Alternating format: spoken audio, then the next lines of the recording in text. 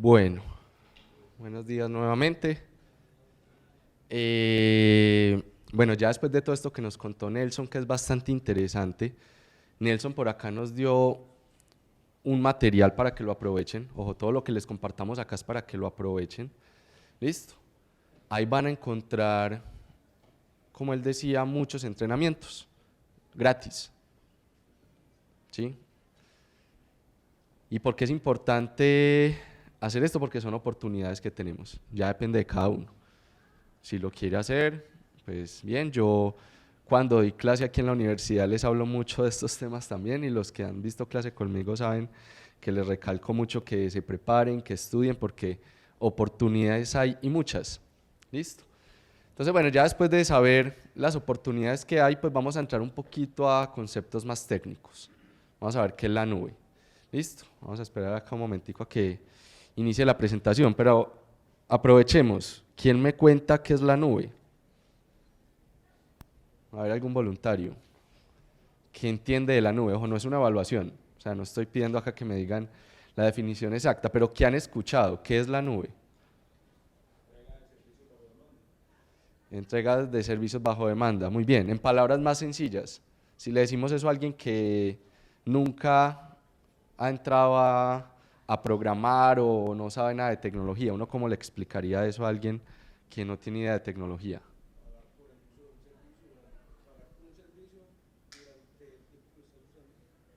Pagar por un servicio durante el tiempo que se esté usando. ¿Qué tipo de servicios? Un computador en otro lugar, ya almacenamiento en otro lugar, ¿cierto? Entonces, cuando uno dice la nube, podría definirlo así de una forma muy sencilla. La nube son unos recursos de cómputo que están en otro lugar, que están siendo administrados por otra persona, por otra empresa. Eso es lo que podemos decir que es la nube. ¿Listo? En palabras sencillas, si le quisiéramos explicar a alguien que no sabe nada de tecnología. Pero ahora, esto va mucho más allá. En AWS específicamente tenemos más de 200 servicios disponibles. Servicios de, servicios de cómputo, que son servidores, son máquinas virtuales, servicios de almacenamiento, servicios de bases de datos, servicios de Machine Learning. Ahora la última charla va a ser de Machine Learning, se la recomiendo bastante para que estén acá. ¿Han escuchado inteligencia artificial? Algo que está revolucionando todo en este momento. Empezamos a hablar, bueno, inteligencia artificial viene hace tiempo, pero esto se empezó a hacer famoso de verdad desde diciembre, que empezaron a hablar de algo que se llama ChatGPT, ¿cierto? Creo que ya la mayoría lo ha escuchado. Y en solo 8 meses, estamos en agosto, en 8 meses, cada día uno ve una noticia diferente. Hay una nueva inteligencia artificial para hacer no sé qué, hay una inteligencia artificial para hacer esto otro. Y solo van 8 meses. O sea, esto está a un ritmo, una evolución que si nos quedamos atrás, pues nos va a llevar por delante. Entonces tenemos que tratar de adaptarnos a esto. Entonces en AWS tenemos servicios de inteligencia artificial también. ¿Listo? Tenemos servicios inclusive para usar satélites. O sea, está al alcance de la mano. Tenemos servicios de robótica. Tenemos servicios de desarrollo, de DevOps. Bueno, prácticamente de lo que ustedes imaginen, hay un servicio de AWS disponible. Entonces hay que aprender o hay que mirar cuál es el que vamos a usar, cuál es el que más nos sirve para lo que queremos hacer. Y yo acá les voy a contar sobre algunos servicios, sobre digamos los más básicos, los más conocidos. Es una breve introducción, es una charla de 40 o 45 minutos. Obviamente pues no vamos a alcanzar a ser unos expertos en AWS en 45 minutos, pero la idea es que cuando ustedes salgan de acá y les pregunten qué es S3, ustedes sepan decir qué es S3. O les pregunten qué es S2, ustedes sepan qué es S2. Listo, que ya tengan al menos ese concepto y bueno, los que ya tengan algún conocimiento o hayan trabajado con AWS, pues puedan afianzar algún otro, no sé, algún tema que tengan por ahí alguna duda. Listo. Entonces, bueno, yo soy, como les contaba ahorita, entrenador técnico en AWS, o sea que mi día a día es entregar cursos de AWS a diferentes clientes en toda Latinoamérica. Y les voy a contar por acá, entonces, un poquito acerca de esto.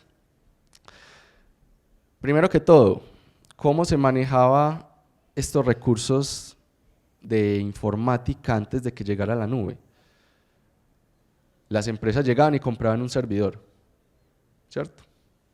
Y en ese servidor ponían una aplicación. Y ese servidor tenía cierta capacidad de memoria, cierta capacidad de CPU. Entonces, ¿qué podía pasar con esos servidores? ¿Quién me cuenta? ¿O qué pasa todavía? Porque pues todavía hay muchas empresas que trabajan con servidores propios.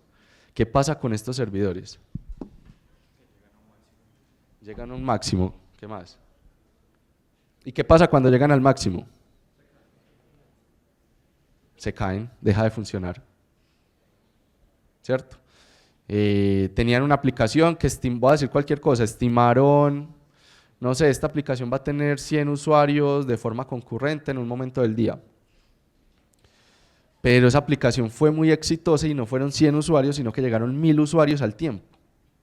Entonces, ¿qué pasa ahí? Ese servidor estaba pensado para trabajar con 100 usuarios y creció demasiado, entonces no fue capaz de soportar esa demanda y la aplicación dejó de funcionar. O puede pasar otro escenario. ¿Cuál podría ser el otro? ¿Cómo? Un daño físico. Se dañó el servidor, cayó un rayo por allá donde estaba, se quemó todo. Pero puede haber otro escenario, y es un escenario que uno diría positivo, pero si uno lo ve en temas de costos no es tan positivo. Que casi no se use.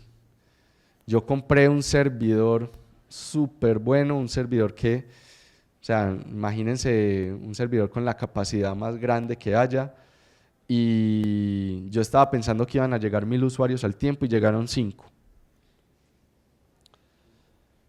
Entonces ese servidor pues no se está utilizando en su capacidad por la que pagamos. Se están desperdiciando recursos. ¿Y eso se traduce en qué? En que estamos desperdiciando plata, estamos desperdiciando dinero. Entonces, bueno, ahí prácticamente que las empresas lo que hacen es adivinar. ¿Sí? Se dice que se hace una estimación de yo cuántos recursos voy a necesitar, pero esa estimación muy pocas veces tiene éxito. Casi siempre tenemos problemas. ¿Listo? Entonces la nube nos va a ayudar a resolver varios problemas de esos y muchos problemas más. ¿Listo?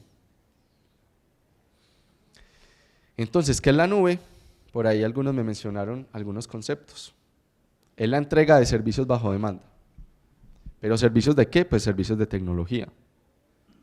O sea, yo necesito, no sé, una máquina virtual con cierta capacidad durante 1 hora. Perfecto. Solicito esa máquina virtual, la uso 1 hora y después de la hora la dejo de utilizar. Y solamente pago por esa hora. Eso yo no lo puedo hacer con un servidor propio. Yo no puedo comprar un servidor, utilizarlo 1 hora y después de la hora tirarlo a la basura. ¿Cierto? Pues ya pagué por ese servidor. En la nube sí podemos hacer ese tipo de cosas. No requiere de grandes inversiones iniciales. Entonces ustedes han visto que hay muchas empresas que las llaman startups. ¿Qué es una startup? ¿Cómo? Por ahí varios respondieron, pero muy pasito, no le entendía a nadie. ¿Qué es una startup? Una empresa emergente. ¿Pero qué caracteriza a una startup más allá de que sea emergente? Tiene un potencial exponencial y está basada en tecnología. ¿Listo? ¿Qué ejemplos de startups conocen ustedes? Rappi, lo mencionan de primero siempre. Rappi empezó con una aplicacioncita que crearon, no me acuerdo cuántas personas, y empezaron a utilizar recursos en la nube. ¿Por qué? Porque no requiere hacer una inversión grande de forma inicial. O sea, si yo necesito para hacer una prueba de una aplicación, quiero ver cómo se comporta en el mercado, puedo empezar a crearla con servicios en la nube y pago solamente por lo que necesito para hacer esas pruebas. Puedo testear cómo me va y puedo ir escalando. Si mi aplicación empieza a escalar, pues los costos relacionados o lo que yo voy a pagar es directamente proporcional a cómo vaya creciendo mi aplicación.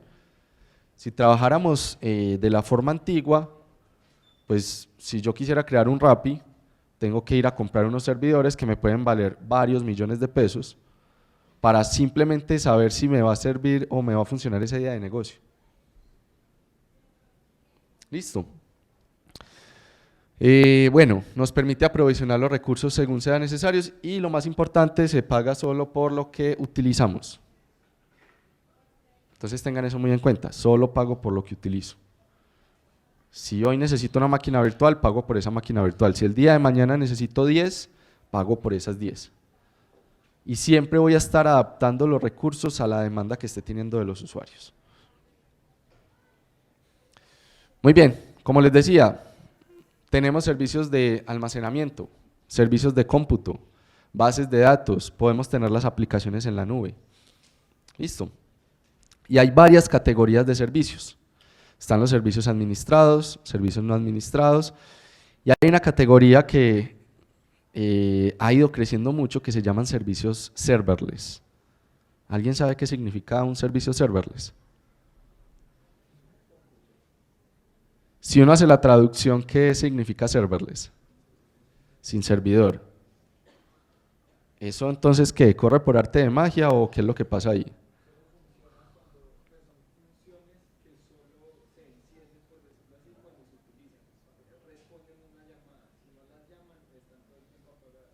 Muy bien, por ahí va la idea. Servicios serverless son servicios donde yo ya no tengo que administrar ningún tipo de infraestructura. Va a escalar automáticamente. Si ustedes crean una máquina virtual en la nube, pues ustedes crean la máquina virtual con cierta capacidad y ustedes tienen que administrar el sistema operativo y bueno, y algún tipo de operaciones. Un servicio serverless, por ejemplo, el que nos estaban mencionando, yo simplemente llego, coloco el código de mi aplicación y eso empieza a escalar solito, eso administra la infraestructura solito. Entonces hay diferentes categorías de servicios. Bueno, podemos tener diferentes modelos de implementación. Puede que toda mi infraestructura esté en la nube. O sea, una aplicación que yo cree en la nube y todo está en la nube. O una de las más comunes es que una empresa ya tenía su propio data center, sus propios servidores, y pues digamos que no puede de un día a otro tomar todo lo que ya tenían esos servidores y llevarlo a la nube. Entonces eso es lo que se llama como una arquitectura híbrida, donde sigue con algunas cargas de trabajo en sus data center y empieza a tener algunas en la nube y entre las dos se van comunicando. Listo. Y eso pues es el proceso de ir migrando y el objetivo, bueno, depende de la empresa, no todas las empresas buscan eso, pero pues la empresa lo que, o la mayoría lo que quieren es llegar acá, a la nube. ¿Por qué? Pues por lo que hemos hablado. Tema de costos, va a poder ahorrar costos. Tema de escalabilidad, alta disponibilidad, entre otros beneficios. Y acá los tenemos, agilidad. Yo puedo tener una máquina virtual en la nube en cuestión de 1 minuto.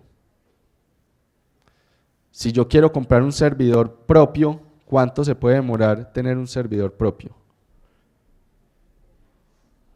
¿Quién ha tenido experiencia en alguna empresa o ha escuchado cuánto puede tardarse tener disponible un servidor? Meses, semanas, meses. Desde que lo compra, mientras llega, mientras lo configura, etcétera, etcétera. ¿Sí?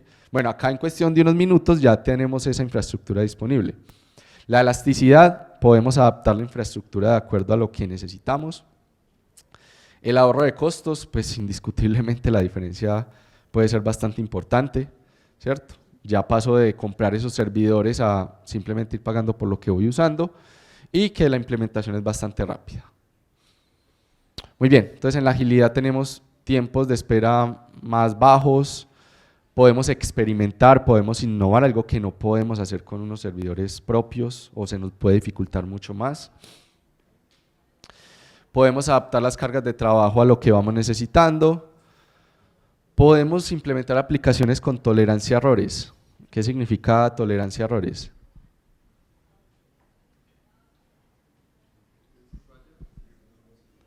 Que si falla, es capaz de recuperarse automáticamente.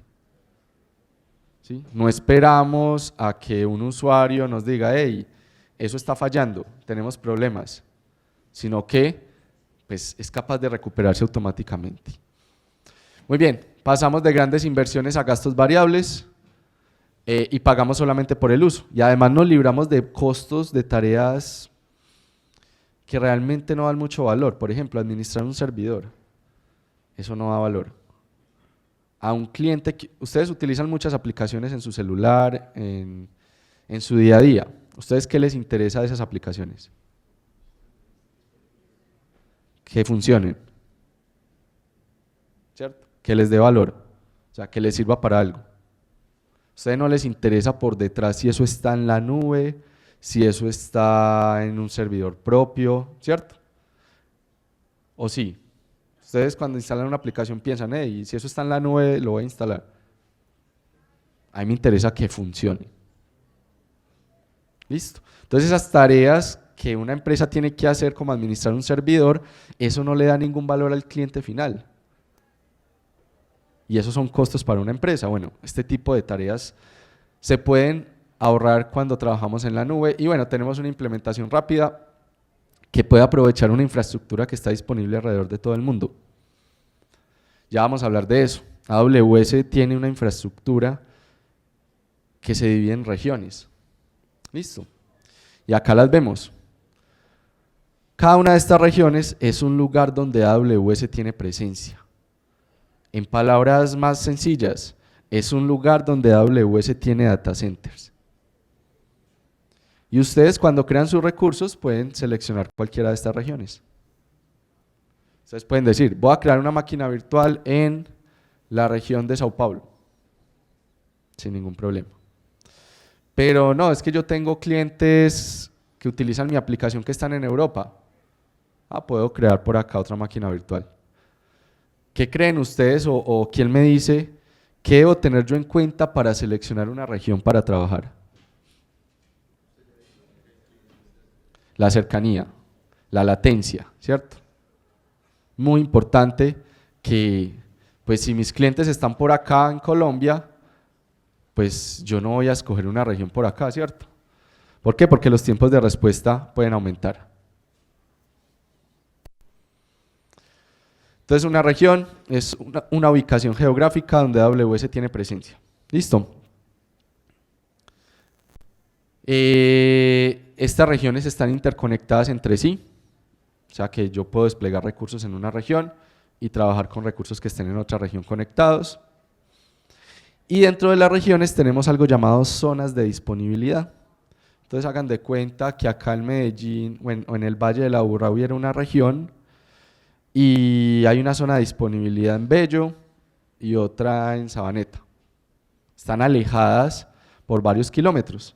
¿Qué se busca con eso? Que si hay un desastre natural, por ejemplo, pues no se dañe todo, ¿cierto? Yo puedo tener una réplica entre varias zonas de disponibilidad y si una zona de disponibilidad falla, pues la otra sigue funcionando. Y con eso logramos que las aplicaciones sean tolerantes a fallos, tolerantes a errores, lo que estábamos mencionando hace unos minutos. Listo, entonces eso es lo que llamamos los puntos de presencia y adicionalmente tenemos algo que se llaman ubicaciones de borde que sirven para que podamos acercar aún más el contenido a los usuarios finales. Esto se puede utilizar de forma opcional, entonces yo con eso puedo reducir los tiempos, por ejemplo, de consulta de la información. ¿Quién de aquí utiliza Netflix? Todos. En algún momento han visto algo en Netflix, ¿cierto? ¿Cómo hace Netflix para que tantos usuarios estén al tiempo viendo cuando salga, no sé, una nueva serie, que salga, ¿cómo es que se llama este? El del calamar, que ya está que sale la segunda temporada, que fue una serie muy exitosa. Entonces cuando esto salga, la segunda temporada, ¿cuántas personas al tiempo van a estar viendo esa serie? Muchísimas. ¿Y cómo hace Netflix para que cada persona pueda recuperar el contenido tan rápido? Bueno, la mayor carga de trabajo de Netflix está en AWS y utiliza toda esta infraestructura para poderla acercar a esos usuarios finales, para que los tiempos de respuesta sean mucho más rápidos. Muy bien, vamos a hablar acá de algunos servicios de AWS. ¿Qué servicios de AWS conocen? ¿O han escuchado? Lambda. ¿Cuál más? S3, Glue. Bueno, por aquí ya me están hablando de servicios un poquito más avanzados. ¿Cuál más?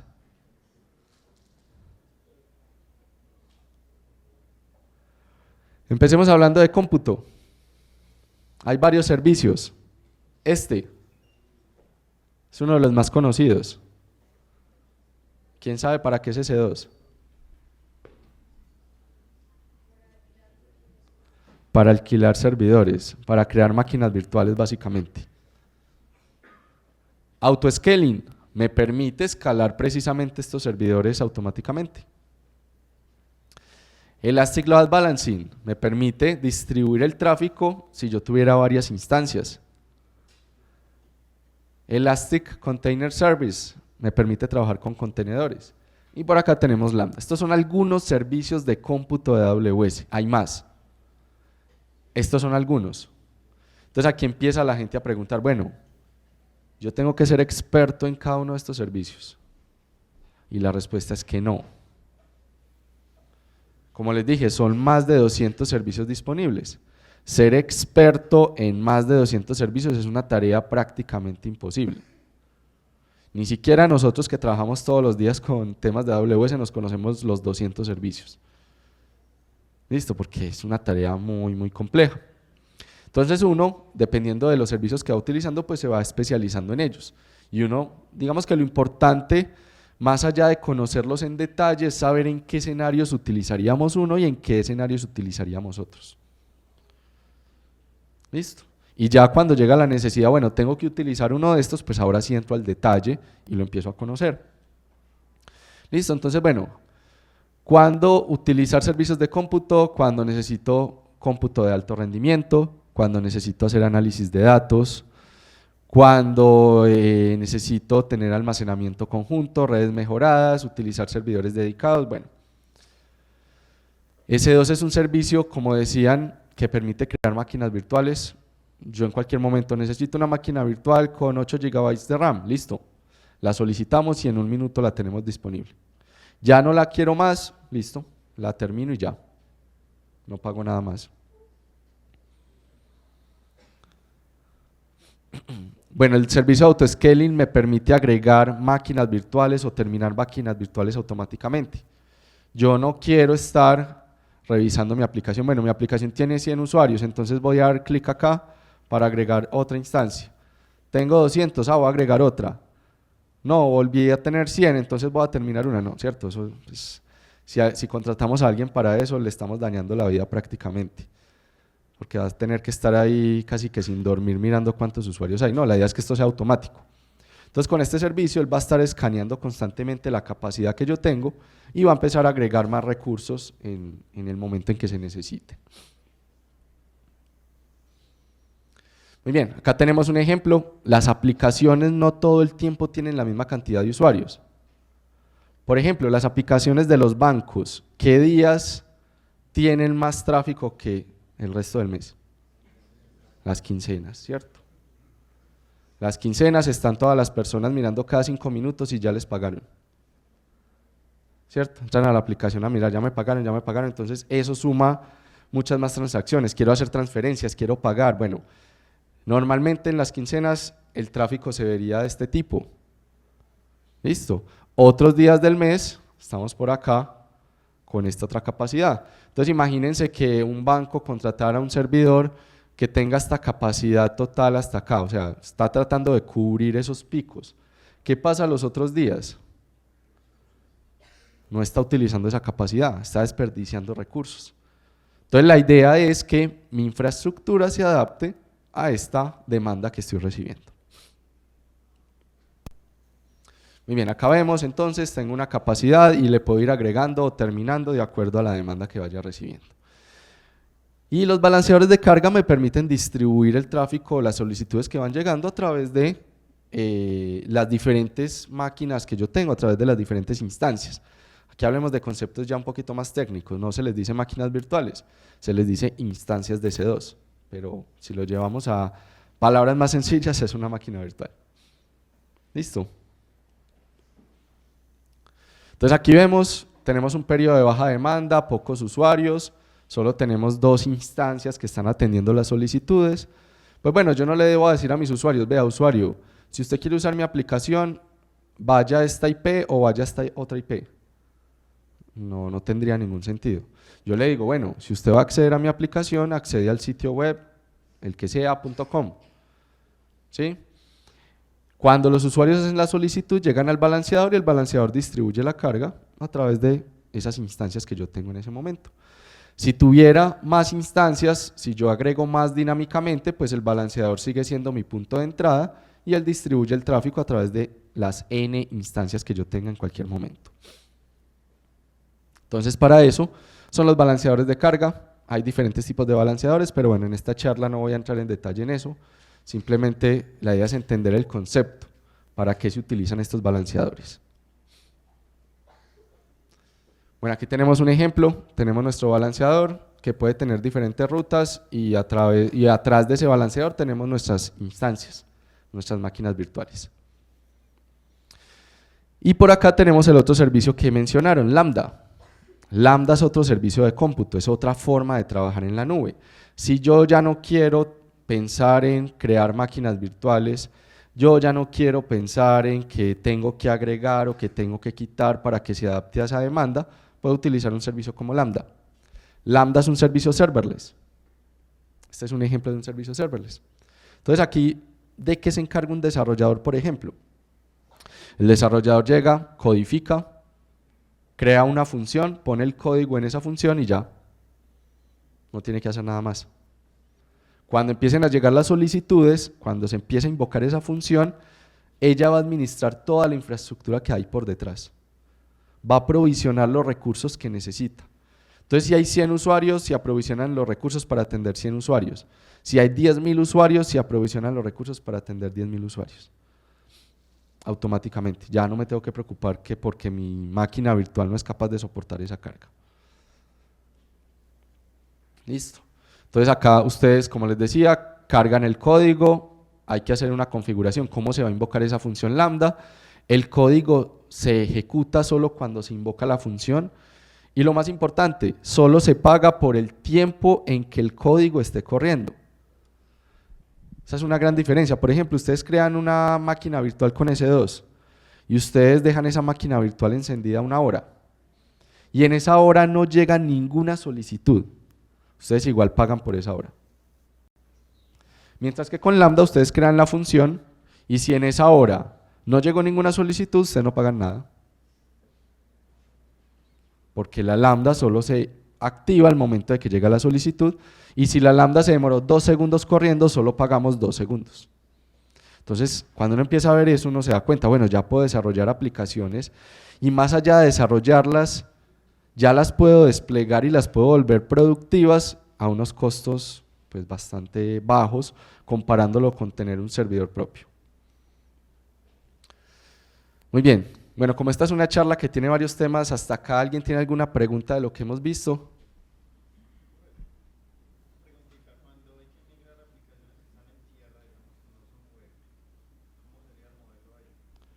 Bueno, digamos que el tema de migración tiene toda una forma de hacerla, así, ¿cuál es la palabra?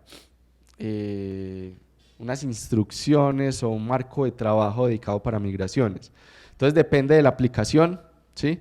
Normalmente, ojo, normalmente porque esto es un análisis que se hace, una evaluación que se hace a la hora de migrar, pero normalmente lo que hace es que se toma la aplicación y se migra tal cual hacia la nube. O sea, digamos que se cambia, si lo tengo en un servidor on-premise, lo cambio a una instancia en S2. Y cuando ya lo tengo ahí, empiezo a transformar la arquitectura de la aplicación para utilizar servicios serverless. Eso es lo que se busca. Entonces son varias etapas, pero nuevamente depende de la aplicación. O sea, no te puedo dar una respuesta aquí que eso es porque hay que analizar qué aplicación es, cómo es, pero digamos que hay como un instructivo, unas recomendaciones para hacer ese tipo de migraciones. ¿Alguna otra pregunta hasta acá? Bueno, muy bien. Si hay alguna pregunta en cualquier momento, pueden levantar la mano y con todo el gusto. Bueno, hablemos de servicios de almacenamiento, ya hablamos de servicios de cómputo. Servicios de almacenamiento, también hay varios, estos son algunos, pero hay muchos más. Está S3, es uno de los servicios más conocidos. ¿Quién sabe para qué sirve S3? Bueno, ya sabemos que es de almacenamiento, pero ¿qué almacenamiento? ¿Qué puedo guardar yo ahí? Objetos. ¿Y qué es un objeto? Es cualquier tipo de archivo básicamente. Una imagen, un video, un audio, un archivo de texto. Listo. Y ese 3, bueno, ya enseguida vamos a hablar en detalle, no me voy a adelantar. Por acá tenemos Elastic Block Store, es un servicio para crear, en palabras sencillitas, discos duros. Ustedes han tenido un disco duro externo que conectan a un computador y lo desconectan y después van y lo conectan a otro. Esto es este servicio, pero obviamente pues no me van a entregar un disco duro físico, es un disco duro virtual que yo conecto a las diferentes instancias de EC2, por ejemplo. Y bueno, tenemos para crear sistemas de archivos compartidos que me permite conectar varios recursos de cómputo a ellos y compartir información. Entonces hablemos de S3. S3 es un servicio serverless de almacenamiento, o sea que yo no tengo que aprovisionar infraestructura. Yo, por ejemplo, cuando vaya a almacenar acá, esto se almacena en algo que se llama un bucket. Yo creo un bucket y dentro de ese bucket guardo los objetos. Yo no tengo que definir el tamaño del bucket. Yo no tengo que decir, mira, el bucket es de 100 gigabytes. No. Yo acá simplemente empiezo a almacenar información y él va creciendo de acuerdo a lo que yo vaya almacenando. O sea, la infraestructura se va adaptando a lo que yo vaya almacenando.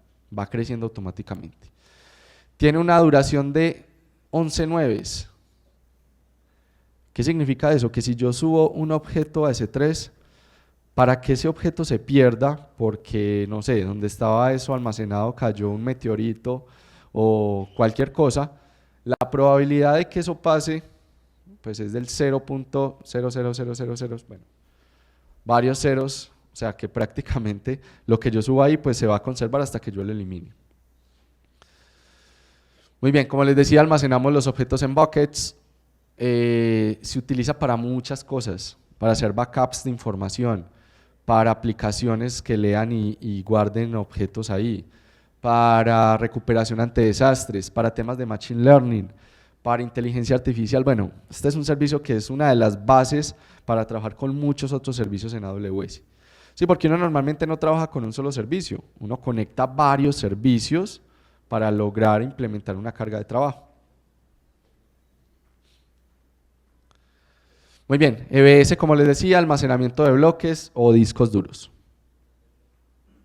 Puedo crear un volumen de almacenamiento, lo conecto a una instancia de S2, luego puedo terminar esa instancia, sigo con mis archivos guardados y conecto ese volumen a otra instancia de S2.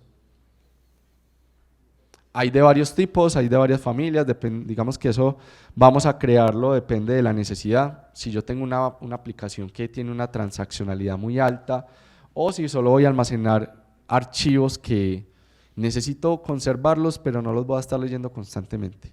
Entonces uno, digamos que utiliza diferentes tipos de discos duros.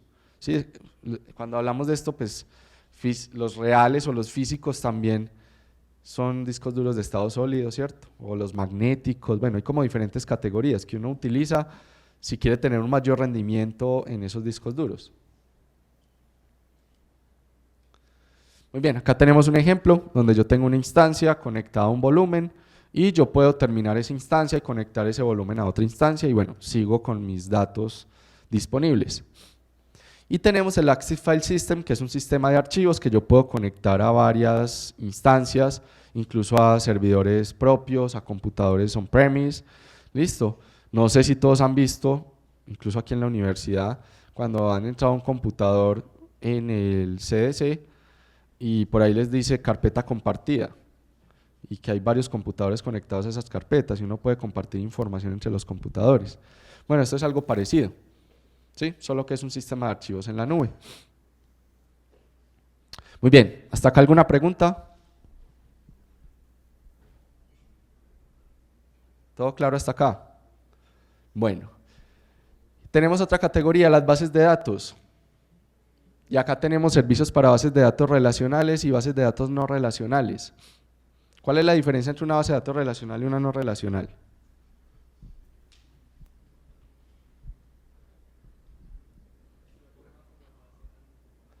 La forma como almacena la información. Muy bien. ¿Y cuál es esa diferencia entonces? O sea, ¿cómo almacena la información una, cómo almacena la información la otra?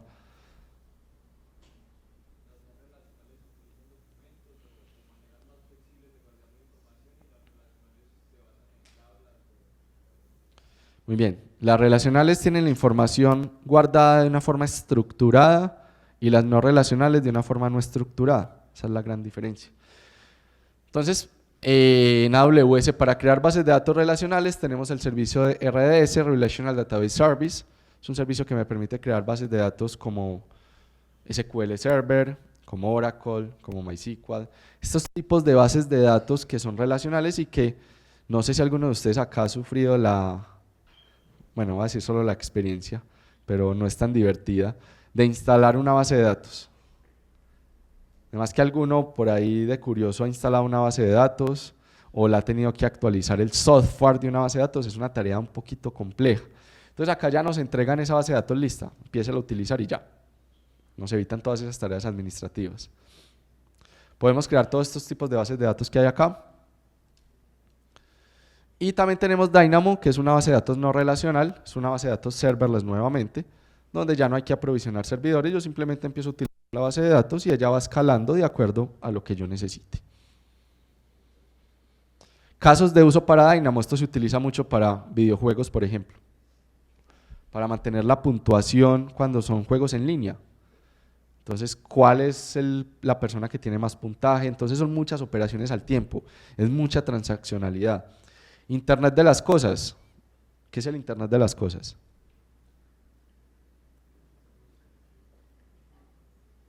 ¿Cómo?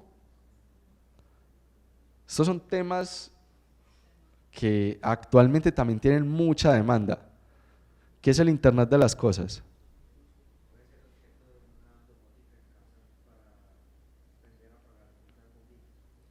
Cuando tenemos algún dispositivo que toma datos o que hace algo de forma automática, digámoslo así de forma muy sencilla.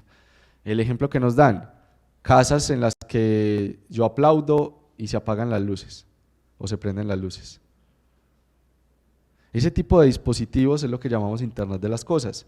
Cuando yo tengo alguna capacidad de cómputo en estos dispositivos y toman datos.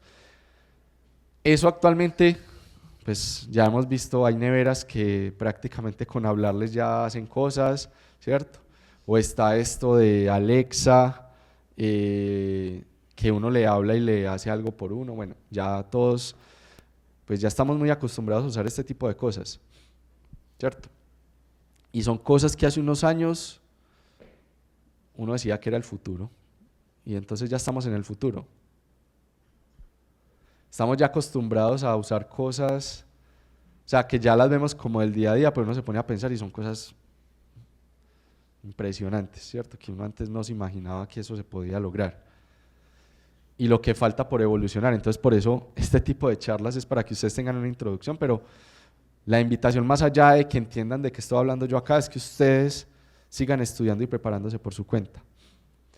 Porque pónganse a imaginar ustedes en unos 3 o 4 años ser expertos en inteligencia artificial. ¿Cuántas oportunidades van a tener ustedes profesionalmente? ¿Qué tipo de trabajo van a tener ustedes en 3 años si son expertos en inteligencia artificial? Si son expertos en Internet de las cosas. Van a tener unas oportunidades muy grandes. Si ustedes pues, están en este momento preparándose, están estudiando, aquí también hay algunos que ya se graduaron. Esto no quiere decir que si yo ya me gradué y estoy haciendo algo, entonces tengo que dedicarme toda la vida a lo que estoy haciendo, no. Yo puedo cambiar el rol en cualquier momento. Entonces es una invitación para todos. Los que se están preparando acá, pues obviamente están en el momento de empezar a estudiar esto. Y los que ya se graduaron o los que están en último semestre, los que ya tienen trabajo, pues aprovechar. Y bueno, otra cosa un poquito salida del tema, pero saber inglés. Yo sé que el inglés a veces puede ser un poquito retador para muchos, pero saber inglés de verdad que les puede ayudar bastante también en su desarrollo profesional. Bueno, ¿cuál servicio de AWS distribuye tráfico entre varios recursos y zonas de disponibilidad de forma automática? Los balanceadores, autoscaling o lambda.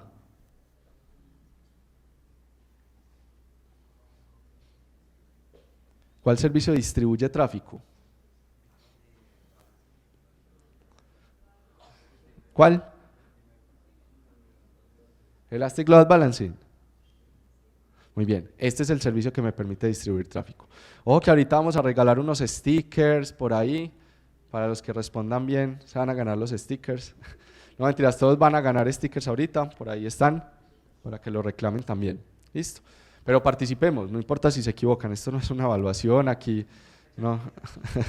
Chaquetas, no sé, hay que mirar si conseguimos chaqueta. ¿Verdadero o falso? S2 es un servicio que proporciona un aprovisionamiento de contenedores altamente escalable y de alto rendimiento. ¿Eso es verdadero o falso? Eso es falso. S2, ¿para qué nos sirve? Máquinas virtuales, ¿cierto? No para contenedores. ¿Cuál servicio de AWS constituye la mejor opción si se requiere un almacenamiento de bloque de alto rendimiento? Muy bien, EBS. ¿Cuál servicio de AWS constituye la mejor opción si se requiere una base de datos no SQL? Muy bien, Dynamo. ¿Cuál servicio de base de datos de AWS es compatible con varios motores de bases de datos, incluyendo Aurora, MySQL, Postgre? RDS. Muy bien, entonces, conclusiones, AWS ofrece muchos servicios. La idea es ir conociendo algunos de ellos, ojo, no todos, porque también se pueden enloquecer si intentan estudiar los 200 servicios al tiempo, pero la idea es ir entendiendo cada uno y saber para qué se usa.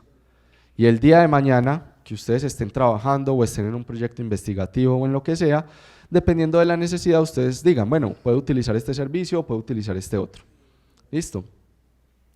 Recuerden, se paga solamente por lo que se utiliza. Y bueno, con esto finalizamos. No sé si hasta acá alguien tiene alguna pregunta adicional.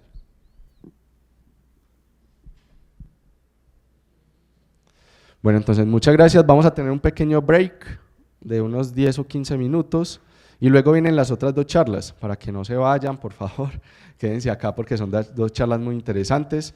Una acerca de la cultura de Amazon y otra acerca de Machine Learning, que como les dije, pues es un tema que actualmente está en crecimiento y que ustedes pueden aprovechar para que vayan aprendiendo las bases de inteligencia artificial. ¿Listo? Entonces nos vemos en unos 10 o 15 minutos. Muchas gracias.